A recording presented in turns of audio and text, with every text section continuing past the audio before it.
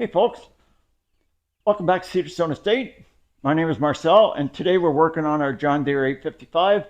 And if you've been following the channel, about 2 years ago or so, I picked this up out of a barn, hadn't run in years, neglected, and if you leave anything sit for a long period of time and then you start using it again, things leak.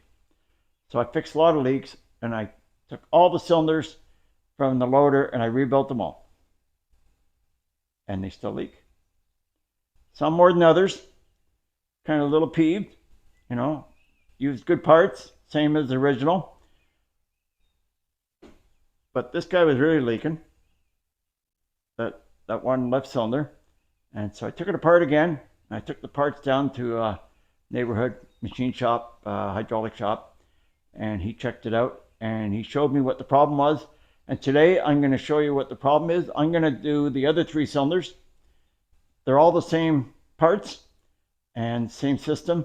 So I'm just going to do one, and I'll show you what I found.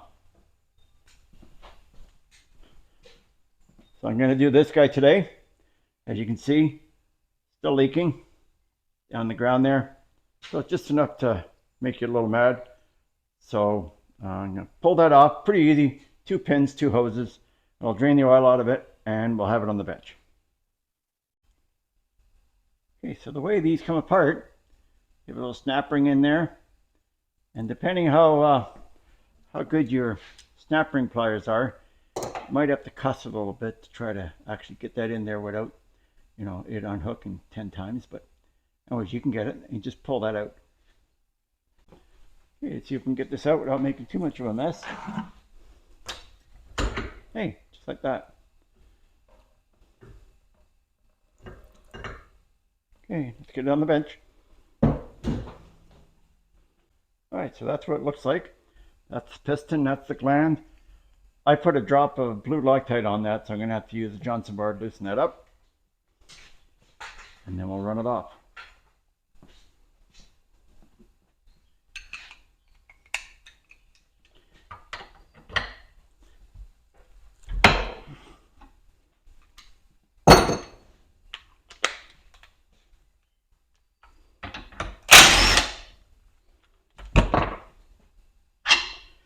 Now there's nothing wrong with that, the piston, because the cylinders were holding and they weren't leaking down.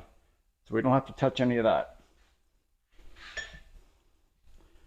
What we are going to work on is this here.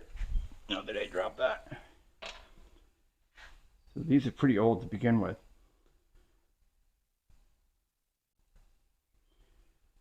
So what we'll find is this is worn.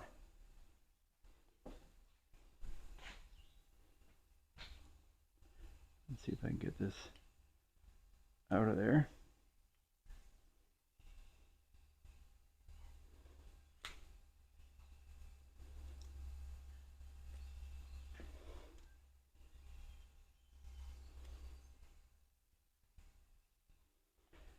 Same within here.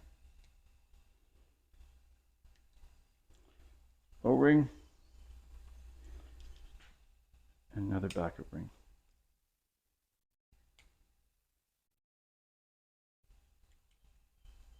Okay. Right, I'll show you what we're going to do with that. Let me clean this up a bit. So these are the internal seals that were inside there. And that's just an O-ring and a backup ring. Now, all that does, it gives you top and bottom sealing surface that goes on the rod. Now, all the years that I was in the industry, we always use a proper U-cup. And that's what I'm going to put on here. Gives you a much greater surface area. Instead of having just those 2 spots, it's going to give you all that surface. And I know these rods aren't great. They're 40 years old, but we're not going to pay to have them re-chromed. So this will work much better. And same thing with the outer ones. I don't know if it was leaking there. I couldn't really tell. So I'm going to use the same size O-ring, but just a bigger cross section. So I got here a little bit of clean oil. Put that in there. Now remember, the cups to the oil. So this is the outside part of the cylinder. So we want the cups to be facing in. Now these can be a little tough to get in, but we'll do our best. Just gotta curse and swear a bit.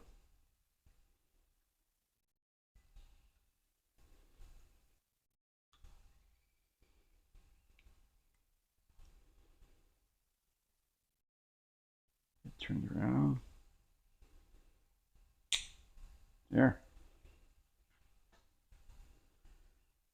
It's amazing how much they distort, but they do eventually pop back in. Okay. Use that bigger cross-section O-ring.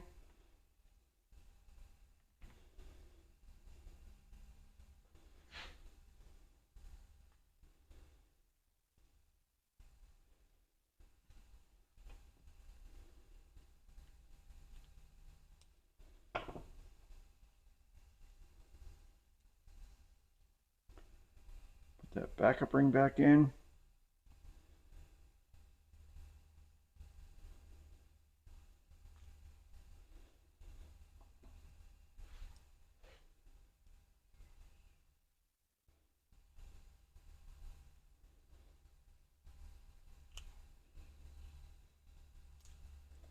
There. That should work much tighter. Okay, all I gotta do now is put it back together.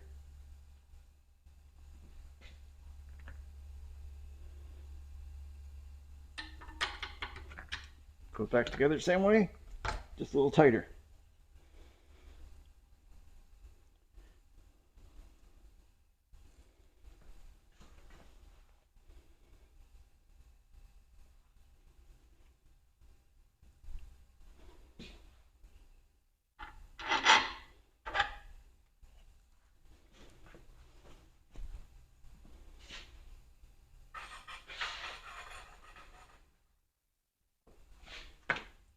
Little drop of blue Loctite on here again.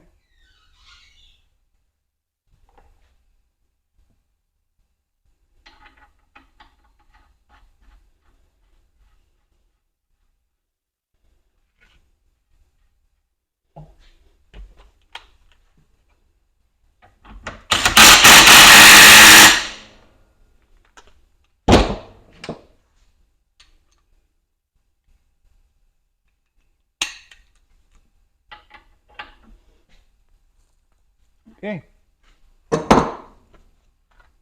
Back together it goes. Okay, lots of fresh oil on this. Check this, make sure it's good.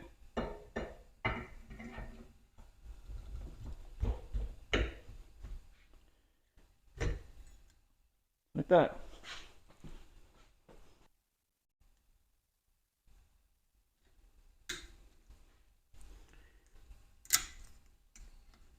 Beautiful. That went in nice. Okay. Okay. Put it back on the tractor. Okay, so since I was on a roll doing all these cylinders, I decided when I was doing the curl cylinders on the 855 for the second time, I would also do the ones on the 755. Now I already did a comparison. I have a Model 855 with the Model 52 loader, and I have a 755 with the Model 70 loader. And I've already showed in my previous video, they're very, very similar. And I didn't realize how similar they were, except for one part. Let me show you that. All right, so there's the Model 70 cylinder and the Model 52, and they are pretty well identical. Even though the loaders mount differently, the cylinders are pretty well identical. Except for one thing. You'll notice this is the 855, which was the original. It has an aluminum gland, and this one has a steel gland. And so you can see this one here is really prone to damage. Like they just don't wear very well. This one here is pretty well like brand new. So that's the main thing I found. Now I also found that John Deere had already upgraded on the 755. They had already upgraded the seals. They'd gone away from the O-rings and the backup ring, and they'd put a proper U-cup in there. So I've already replaced the U-cup in there with a new one. Now, I'd forgotten when I rebuilt this a couple years ago, it had U-cups in it. So This was still leaking, obviously, but it wasn't the U-cups that were leaking. Look at here. See if I can get close up so you can see the difference. Notice there, there's hardly anything on that O-ring for it to grab on. But look at this one. Look how much, more squish you have right there. So obviously it wasn't leaking around the U-cup. It was leaking around the O-ring. So I'm going to put the heavier geometer, slightly bigger diameter O-ring in there, and that should fix that. All right, we're a lot better now. Just changing that O-ring. Look how much more pressure we have on that sealing surface. So that's going to solve that. You can definitely see the damage, just taking that gland in and out, how it gouges out that aluminum. Good thing that, John Deere in their wisdom went to a steel one. And I have one other problem. I mentioned earlier about, these aren't new or anything. So I measured this shaft on the 755 and that one. This shaft's actually a couple thou over 1.125", and this one's a couple thou under. Now, and there's a blemish right here. And I took a sharpening stone and I cleaned that up as best I can. So when I was at the hydraulic shop the last time, they don't think that it'll leak by that U-cup, but if it does, this is about $300 to have a new one made. They would cut that end off, center it. They would buy, you can buy 1 1/8 chrome shafting, and it's about $60 a foot, and then plus the machining to put that on. So don't really want to do that. Hopefully just that O-ring will make the difference. So all of this is a couple dollar O-ring and it'll keep it from leaking. Okay, let's get back together. So if you're wondering how to pick the proper U-cup, pretty simple. This is the O-ring that was in there, and that's a 1/8 O-ring, which actually is around 138, 140 thou. That's what an actual 1/8 O-ring is. So I bought these. These are supposedly 1/8 O-rings, and they're barely 1/8, 123. So I bought these at Princess Auto Harbor Freight. These are not proper hydraulic O-rings. So a 1/8 O-ring's 138 thou, give or take. So, and then I had my little spacer there, which is about a 1/16. So the two of them together are around 3/16, which is 187. So again, this is a 1/8 O-ring. It's going to go on both sides of the shaft. We have all the cylinders we've been working on are 1 1/8. So 1 1/8 plus 1/8 twice gives us 1 3/8. And the two of them together, 3/16. So pretty simple. You buy a 1 1/8 by 1 3/8 by 3/16 U-cup, and that's all you need to know. And as far as on the gland, again, you have your 1/8 O-ring, and what you can do, you can either just buy a little harder geometer, which just means the rubber's harder and it won't squish as much. Sometimes that'll work, but if it's worn more, you can actually use a metric 38 millimeter, and it's just that much thicker again, and it still fits fine. So this is how you figure that out. Hope that helps. So finally, we got all the cylinders done, at least all the cylinders I'm going to do. So let's quickly review all the cylinders that we've done and talk about it a little bit.